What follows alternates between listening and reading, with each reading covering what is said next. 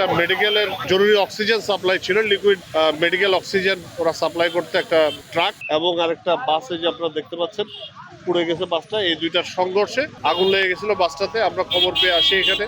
তো এরপরে আমরা ওই যে আপনার আমাদের রেকার এবং ফায়ার সার্ভিস এসে দ্রুত ঘটনাস্থলে এসে আগুন নিয়ন্ত্রণে নিয়ে আসছে এবং একই সাথে ওই যে আমাদের রেকার দিয়ে আমরা এখন এটাকে টেনে, যেহেতু ঈদযাত্রা মানুষের নির্বিঘ্ন করার জন্য আমরা দ্রুতই ব্যবস্থা নিতে সক্ষম হয়েছে। গাড়িটা ক্ষতিগ্রস্ত হয়েছে, গাড়িটা আগুন লেগেছে গাড়িতে, কিন্তু কোনো লোকজন হতাহত হয় নাই, কোনো ইভেন কেউ মানে হাসপাতালেও যায়নি প্রাথমিক চিকিৎসার জন্য।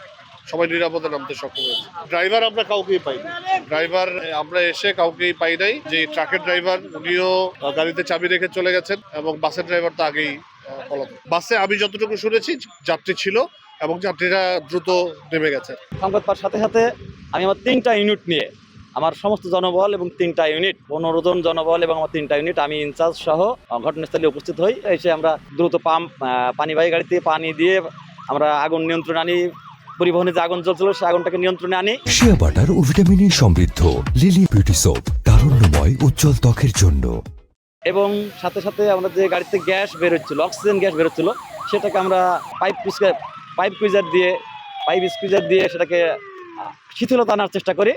যেহেতু ওই গাড়িতে মনে হয় 15 থেকে 20,000 লিটার গ্যাস আছে, ওটা বিভিন্ন বাইপাস পাইপ দিয়ে বের হচ্ছে, অনেক সময় লাগবে। সাথে আমার এখানকার অতিরিক্ত পুলিশ সুপার ছিল এবং তাকে বললাম যে একটা রেকার ভ্যান নিয়ে এখান থেকে গাড়িটা অপসারণ করানোর জন্য।